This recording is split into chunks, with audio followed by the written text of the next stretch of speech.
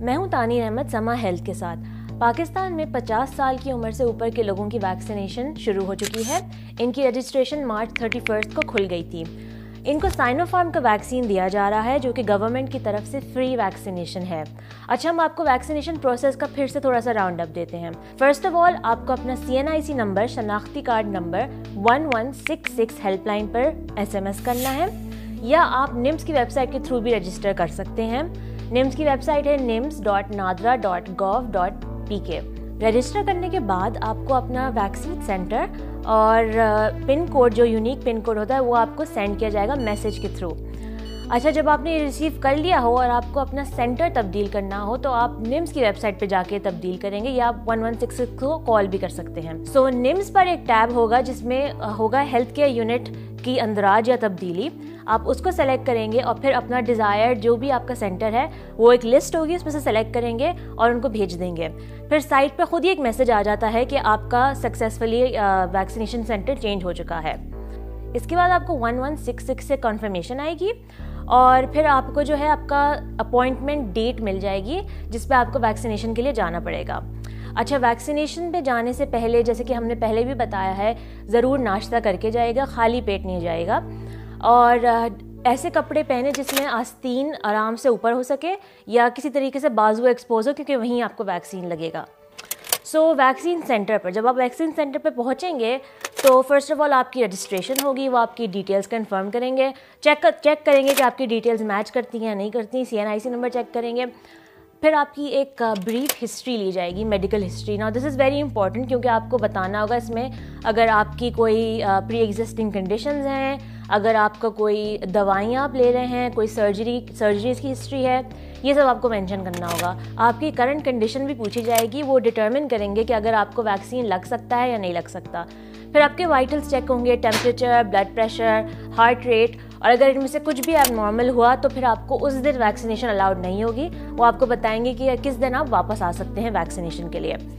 इसके बाद आप अपने वैक्सीन बूथ पर जाएंगे। जब आपकी डिटेल्स कंफर्म हो गई, आपको अलाउ कर दिया वैक्सीन लगाने के लिए, आप बूथ पर जाएंगे।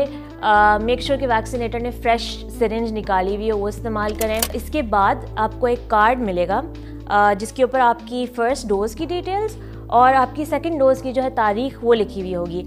और ये भी मेक श्योर करेगा कि आप ये कार्ड कलेक्ट करें, इस पे देखेंगे सारी डिटेल्स इस पे एंटर्ड हैं, अपनी डिटेल्स चेक करें और फिर ये नादरा वाले डेस्क पे जाके मेक श्योर करें कि नादरा की डेटाबेस में आपकी सारी डिटेल्स एंटर हो चुकी हैं। अब हम डिस्कस करते हैं पाकिस्तान में कोरोना वायरस वैक्सीन की situation. First of all, CanSino का वैक्सीन है जो कि चाइना का वैक्सीन है, और ये 1 डोज वैक्सीन है जिसका नाम कॉन्विडीशिया है। ये हमारे यहाँ मार्च 30 को 60,000 डोजेज़ इसकी चाइना से पाकिस्तान पहुंची थी, और ये हमने ख़रीदी हैं डोजेज़, ये डोनेट नहीं हुई हुई हैं। ये गवर्नमेंट के थ्रू डिस्ट्रीब्यूट होंगी और ये अबव 80 के जो लोग हैं, 80+ उनके लिए रिजर्व्ड हैं। अच्छा, इसकी तकरीबन 30 लाख डोजेज़ यानी कि 3 मिलियन डोजेज़ जो हैं वो मिड अप्रैल तक पहुंच जाएंगी। फिर है हमारा साइनोफार्म का वैक्सीन। साइनोफार्म का vaccine is a 2 dose vaccine, जैसे कि आपको पता होगा। ये भी जो गवर्नमेंट की तरफ से फ्री मिल रहा है अभी हमें।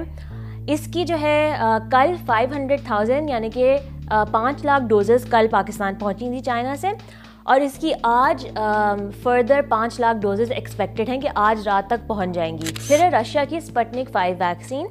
ये भी एक 2 डोज वैक्सीन है। इसकी 50,000 डोजेज़ जो हैं वो पाकिस्तान ऑलरेडी मार्च 18 को पहुंच चुकी थी। ये वैक्सीन जो है एक कंपनी जिसका नाम है AGP लिमिटेड, उसने इंपोर्ट की थी, तो वो प्राइवेट सेक्टर के थ्रू इंपोर्ट हुई हैं। और फिर ड्रैप ने बोला था कि इनकी प्राइसेस सेट होंगी। इनकी प्राइसेस का डिसाइड किया गया था कि 2 डोजेज़ जो हैं स्पुतनिक वैक्सीन की वो 8,500 रुपये की होंगी।